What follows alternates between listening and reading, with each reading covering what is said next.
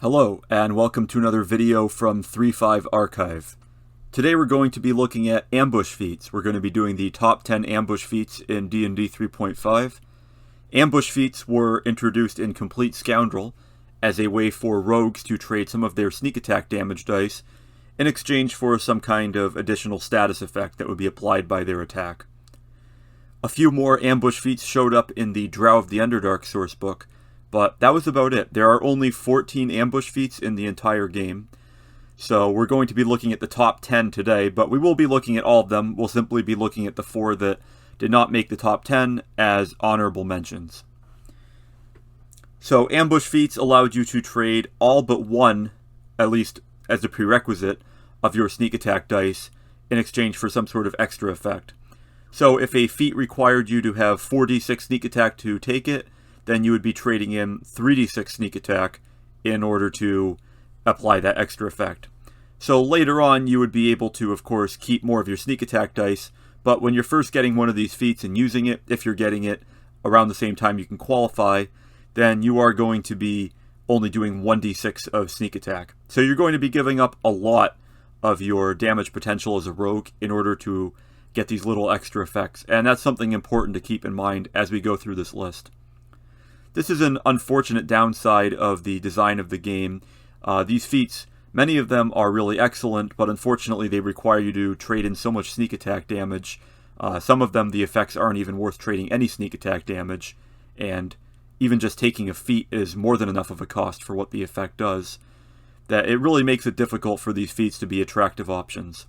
There are some that are really excellent, but most of them are just mediocre, and usually you're better off taking some of the many much more powerful feats available to rogues. Ambush feats, you needed to declare your intent to use one before making the attack roll, so you couldn't wait until you hit to decide that you want to use one. This is something that's more in line with the design of 3.5. People that play 5th edition will be much more used to the concept of effects that you can decide to use after you make your attack roll, such as the 5th edition Bardic Inspiration and the like. In 3.5, stuff like Smite Evil, any of those sorts of effects, rerolls, even you had to decide to use before you knew the results of the roll, obviously after the roll. So you also have to worry about the fact that ambush feats, their effects do not apply to creatures who are immune to sneak attack, which is a very large proportion of the creatures in D&D 3.5. So as a result, around a third of the time these feats are not even going to be useful to you. So that makes them a pretty hard sell. Even so, there are some that are good, and we're going to be going through them and ranking them, first with 4 honorable mentions, and then the top 10 ambush feats in D&D 3.5. So, for our honorable mentions, first up we have Concussion Attack. This requires you to have 3d6 sneak attack dice, and it allows you to apply on your successful sneak attack a -2 penalty to the target's intelligence and wisdom checks, and this includes their intelligence and wisdom based skill checks. It lasts for 10 rounds, and it reduces your sneak attack damage by 2d6. So, I suppose you can give your target a -2 on their listen and spot checks, but to give up 2d6 sneak attack damage for this, when you're already probably alerting them, is really not going to be worth the trouble. I suppose if you're going to try to do some sort of very strange, invisible sniper build or something like that, and you really want to prevent yourself from being noticed, you could maybe work this in, but it's just not very good. And there's really no good reason to take it outside of some very, very situational instances. Another one that's pretty much the same, its counterpart, is Impeding Attack, which gives -2 to strength and dexterity saves. This doesn't apply to attack rolls or saving throws, merely climb checks, tumble checks, and that sort of thing. And again, you're going to be giving up 3d6 sneak attack for this one, so even more. And that really just isn't going to be worth it in most cases. That's not to say that it's never worth it to give up sneak attack, because some of the effects on this list are going to be worth it, especially in the framework of a team game where your opponents are going to be able to do things to take advantage of the debuffs and other negative conditions that you put on your target. But this one really just is not going to cut it for giving up that much sneak attack damage. It wouldn't even be worth giving up 1d6 of sneak attack, and at best, maybe as a 2 skill point skill trick, it might be worth having. And even then, it's unlikely that anybody would want to use this. We also have Mind Drain. This is unfortunately one that just suffers more from the math behind it than anything else. This requires you to have a power point reserve and 2d6 of sneak attack. So you're going to need to be either a Lurk Psionic class or some kind of multi-classed Scion/Rogue or something of that sort. And it's going to allow you to give up 1d6 sneak attack to drain power points from your target equal to its manifester level. So they're going to be giving up basically their level in power points. This could be good maybe at lower levels, but seeing as the power points sort of match with the spell slot levels of full casters, a high level Scion is going to have something like 343 power points. Draining 20 from them in the context of an encounter that you're likely going to kill them in anyway is just not going to be a very good effect. This might be something for psionic rogues that are attacking a psionic party as a way to wear them down and give a sort of alternate, damage against them. But it's really just not a very good choice, and you're probably going to want something that has an immediate effect, and this just doesn't.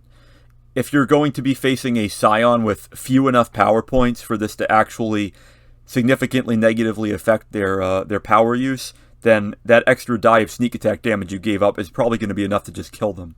Lastly on our list of honorable mentions is Deafening Strike. This is one that actually almost could have made it onto the list proper. It requires 4d6 of sneak attack, and you give up 3d6 of your sneak attack in order to deafen your target for 3 rounds. So this can be nice for the -4 on initiative if you somehow use this outside of the initiative order, but more importantly, it will apply a 20% spell failure chance to any spellcasting target. Now, this might not be helpful against creatures with spell-like abilities who don't need those components in order to use their so-called spells, but against an actual spellcaster, and again, not a lich or any kind of undead or construct or anything like that, it is going to give them a 20% spell failure chance. Now, the issue here is, again, it's only 20%, so odds are they won't even fail their spell during the duration of the effect, which is only 3 rounds. You can refresh it by hitting them again, but you really wouldn't want to do that because you're just going to be giving up another 10 damage that would put them closer to being dead and not having to deal with their spellcasting at all. Alright, and with that, let's take a look at the actual top 10 list of ambush feats. At number 10, we have Persistent Attacker. This requires you to have 5d6 of sneak attack, and it says if your sneak attack hits, your first attack against that creature on your next turn is also considered a sneak attack, even if it wouldn't qualify. And this requires you to give up 4d6 of your sneak attack damage on that first attack. And then it allows you to, next turn, deal your full sneak attack, even if you wouldn't be able to get it. So, essentially what this feat is doing, and perhaps it doesn't deserve to be at number 10, but the simple fact is that it does nothing immediately. It simply allows you to get in another sneak attack the next turn for free. Now, the reason why this isn't very good is that you're going to be in a party, generally speaking, of characters, and you're going to have most likely somebody to flank with you after your first turn. So, for the most part, your biggest issue is going to be getting in your sneak attack on the first turn if you go first, and perhaps an enemy has already went and they're no longer flat-footed and vulnerable to sneak attack. Later on, though, odds are you're going to have another melee combatant in your party who can flank with you, and even if your ally 5-foot steps out of the way, generally speaking, you're going to be able to maneuver back into flanking. And if your party has multiple melee combatants, then you're probably going to be able to position yourself so that there's no real way that your opponent can get away from being flanked. This is a nice feat for a rogue that's on their own, but that's really about it. And again, it's really not very good until higher levels. You do 1d6 sneak attack the first round if you take this feat right at 9th level, and then the next round you can get your full 5d6, but the only thing you've really come out ahead on is getting an extra 1d6 of sneak attack. That is powerful, but if this feat allowed you to make all the subsequent attacks on your turn also sneak attacks, or if it allowed you to make all of your attacks on your next turn sneak attacks, even if they didn't qualify, then it might be a little bit more tempting. But as is, it really it gives you some extra damage, but it's really not going to be enough to justify taking it. Alright, at number 9 we're going to have Merciful Strike. This is going to require 2d6 sneak attack, and it allows you to do non-lethal damage by reducing your sneak attack die by 1d6. So you're doing 1d6 sneak attack instead of 2d6, or 1d6 less later on. And it allows you to avoid the -4 penalty. This is quite a nice feat, and it actually is above rate in some ways for the fact that it lets you avoid a -4 penalty, which to some would be considered worth 4 to 8 damage if you go by power attack and the like. So you give up 3 damage for what would effectively be 8 damage worth of attack roll. That's not really how it works, but that's one way of looking at it. Another way of looking at it is you are a 3/4 base attack bonus prestige class, so you really need all the help you can get when it comes to hitting. The reason this is only at number 9 is because it's pretty situational. You're not going to be doing non-lethal damage a lot of the time. In a city campaign, this could be further down the list. It could be ahead of some other feats like Venomous Strike and the like. But as is, it's just going to be very situational. And while it only takes 1d6 sneak attack away, you're not going to be using it very much in most campaigns. At number 8, we're going to have Gloom Strike. This is from the Drow of the Underdark sourcebook. It requires you to have 3d6 of sneak attack and Darkness as a spell-like ability. And it says that your sneak attack is reduced by 2d6 if you choose to do that. And your sneak attack creates an aura of magical darkness that will impede your target's vision for 3 rounds. So they take a -4 penalty on spot checks and treat all other creatures as having concealment, i.e. a 50% mischance. Any spell with a light descriptor is going to suppress this effect, so even just the cantrip light will take this out. And then neither dark vision nor low light vision is going to pierce the effect. You need the ability to see through magical darkness, such as the Devil's Sight ability that the Warlock has. So this is a really great option. This can very much debuff a target. Giving them a 50% mischance on their attacks is going to, it's going to have their damage. Even if they have blind fight, it's still going to be a reduction to their damage output. And as a result, this is a really, really great option. The problem is that it requires you to have Darkness as a spell-like ability. So while there are ways to get around this, generally speaking, this option is really only going to be available to Drow characters. And while there certainly are plenty of Drow player characters, they're not a core option in 3.5. So I'm going to put this at number 8. If Drow are common in the campaign, it probably deserves something more like number 4 or 3, possibly even 1. You're giving up only 2d6 of sneak attack for an impressive effect. Keep in mind that there is no saving throw against this.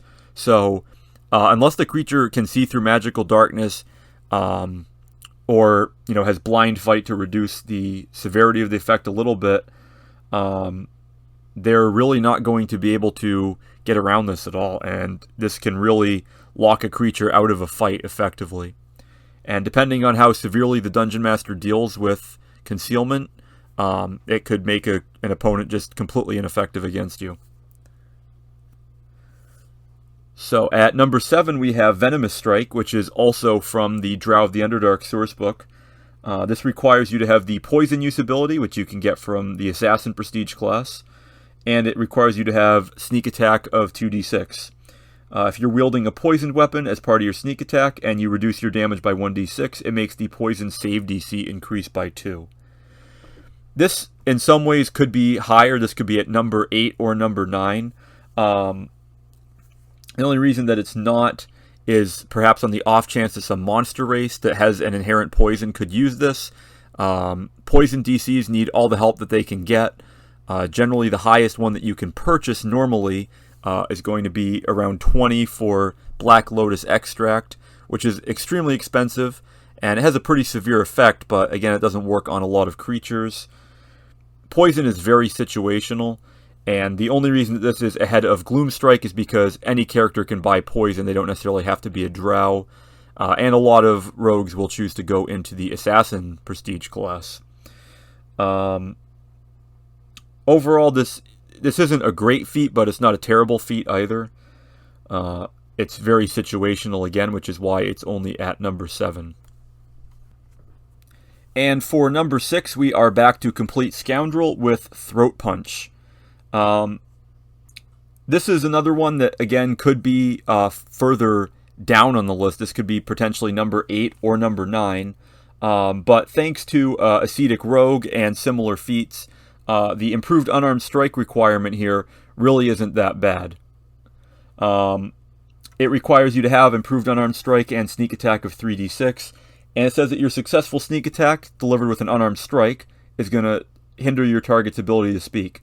They take a -5 penalty for 3 rounds on any skill check requiring speech, and has a 50% chance of failure when casting a spell with a verbal component or activating a magic item with a command word. As a Dungeon Master, personally, I would also rule this means that they can't shout for help, which is going to be really important if you want to take out a sentry. You have to be able to reach your foe's neck to use this feat. Unfortunately, you can't use it from range, which is the kind of thing you want to use. You'd want to, snipe a sentry in the throat with a sling bullet or something like that, and they are too busy sputtering and coughing to be able to call for help, and you can move up and swiftly eliminate them. You're going to give up 2d6 of sneak attack damage for this one, but in the right situation, it could really be worth it. Unfortunately, it is, again, very situational, and that's why it doesn't make it into the top half of this list. Because while these situations do arise fairly often in some D&D games, if you play a lot of published 3.5 modules, as I have, the number of actual uses for this are going to be limited. And level 5, when you can get this feat, is when those sorts of lower level encounters where you're facing humanoids that, will have sentries and will have vocal cords are going to start to drop off. At number 5, we're going to have Disemboweling Strike. This is going to require 5d6 of sneak attack damage and weapon focus with any slashing weapon. And its benefit's going to be you can reduce your sneak attack damage by 4d6, and your successful sneak attack with a slashing weapon, for which you selected weapon focus, is going to deal 1d4 points of constitution damage in addition to normal damage. And it comes with the limitation that you can only use it against a particular target once a day. And this makes sense, this limitation, as it's the sort of thing that they don't want people to be able to stack. Even so, you have to look at the math here with this one, and you have to keep in mind that this is just not going to work on a lot of creatures, because there are a lot of creatures that are just immune to ability damage and drain and aren't going to be effective. But essentially, you're giving up 14 points of damage from your sneak attack to deal anywhere from 1 to 2 times your target's hit dice in damage through loss of hit points, in addition to the other effects of losing constitution. So if your target has, more than 7 hit dice, you're already potentially coming out ahead. And by the time you get this feat, a lot of your targets will have it.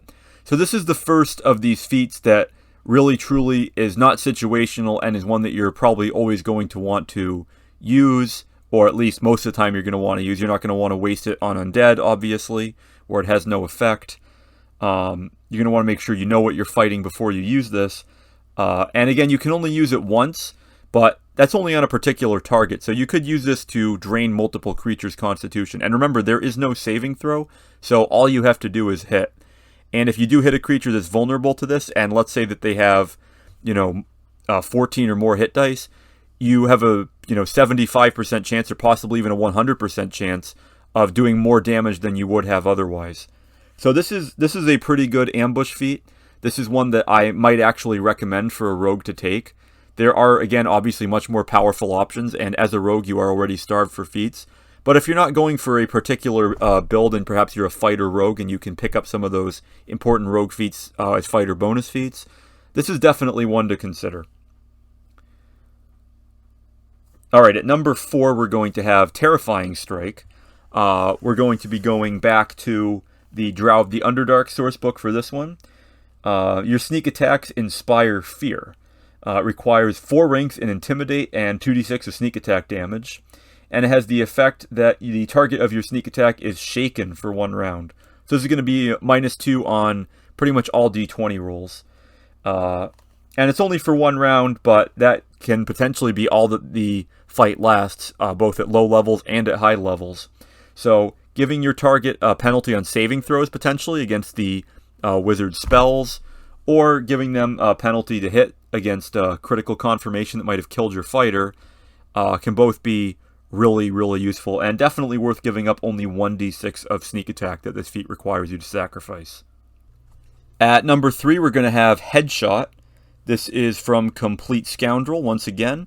It requires 6d6 of sneak attack and weapon focus with any bludgeoning weapon. And the benefit is your successful sneak attack with a bludgeoning weapon, for which you've selected weapon focus, is going to leave your foe confused for 1 round. And there's going to be a will save against this, DC 10 plus the number of normal sneak attack dice that you have, plus your dexterity modifier. And given that you get these bonus sneak attack dice every other level, this is going to be effectively equivalent to a spell save DC, what that would be for a wizard. So you're essentially getting to cast Confusion on your target for 1 round, with a will save, of course, and it reduces your sneak attack damage by 5d6. This can be very powerful, assuming that your foe is vulnerable to confusion effects. It's a mind-affecting effect, and a lot of monsters are immune to that. But those that aren't, and those that are weak to will saves, keep in mind that this is a confused effect, but spell resistance is not going to apply to this. So one of the major gates to getting a spell onto a creature at higher levels is going to be bypassed by this.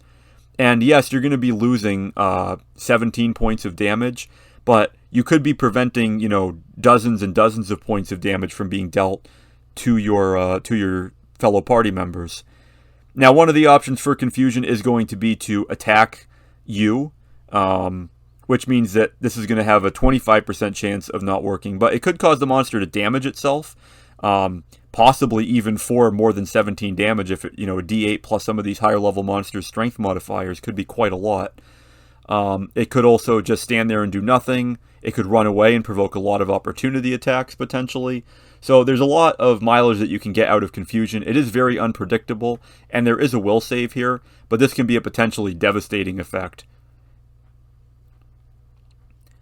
At number 2, we have Sickening Strike. This is going to be from Drow of the Underdark again. It's going to require you have 2d6 of sneak attack damage, like Terrifying Strike. And it's going to leave the target of your sneak attack, if it's a living creature, sickened for 1 round. Now, this is going to have the same effect as Shaken, but it's also going to apply a -2 to damage rolls, which, again, is going to be better than Shaken. Sickened is really nice, and this has the same cost, 1d6 sneak attack damage. You can take this starting at 3rd level, and you can start putting out this status effect. You give up 3.5 points of damage on average, in order to apply a -2 penalty on attack rolls, damage rolls. So, even if it's just a monster with a couple of natural attacks, you're already, on average, coming out ahead by trading 4 damage for 4 less damage that will be dealt to your party members, as well as penalties on saving throws and the like. And you can do this to the creature every round with no saving throw. If you're able to keep on hitting them with that sickening attack, you can continue to keep that debuff on them, and that could be very effective.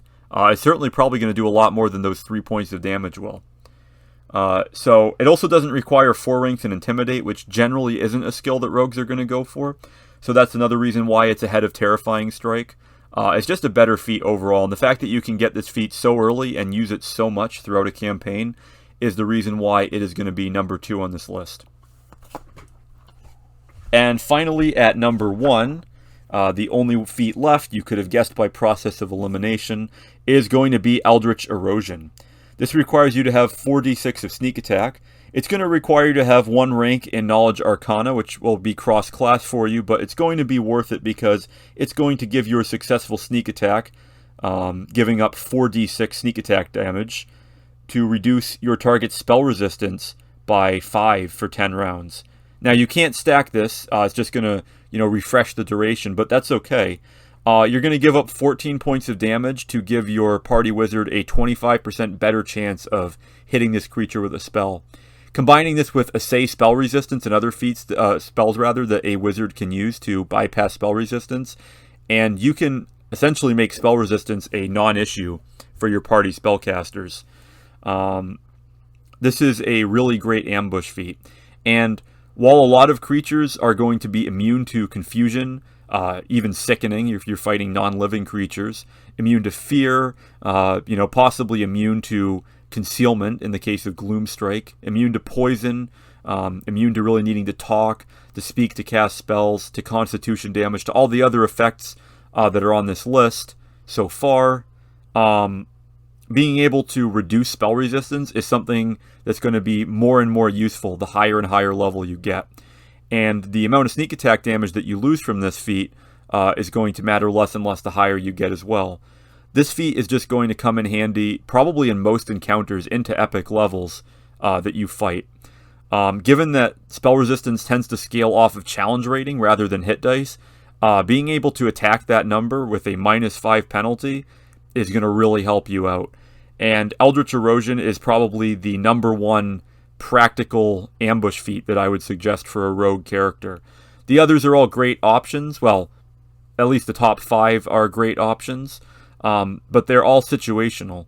This one is also situational, but it's a situation that you're going to run into, and it's a situation where, while -2 to an attack or damage might be helpful, being able to reduce spell resistance by 5 and potentially get a spell through that can just end the encounter right then and there is going to be an extremely powerful option. So Eldritch Erosion is definitely worth taking. I would personally put it on a top 10 list of rogue feats to take in general. Obviously, there's probably going to be quite a lot of debate around such a subject, but it would definitely be on my personal list, which might be one that we do at some point. So, yeah, that will be it for this top 10 list. We looked at the top 10 ambush feats in D&D 3.5. Eldritch Erosion won simply because spell resistance is extremely annoying. It's one of 2 gates, again, so to speak, that you have to get through in order to hit a higher level creature with your spells. It's one of the reasons why Conjuration and Transmutation are such powerful schools. They generally don't require bypassing spell resistance or saving throws. Being able to help get past one of those 2 restrictions in combat is going to really help out your party. The others on this list, again, the top 5 are pretty good options. The rest are situational. The honorable mentions you might find some use for, but ones like concussion attack or impeding attack, they're just not going to come in handy, unfortunately. And these are the kind of feats that really could use some sort of a buff, but honestly, those 2 are probably simply flawed in concept and just really not worth even working on. It's worth wondering if either of those feats have ever been taken by anybody in the history of the game. It would be interesting to see. So that's going to do it for this top 10 list. Thanks for watching. Please like, share, comment, subscribe, and so on. And I will see you next time here on 3.5 Archive.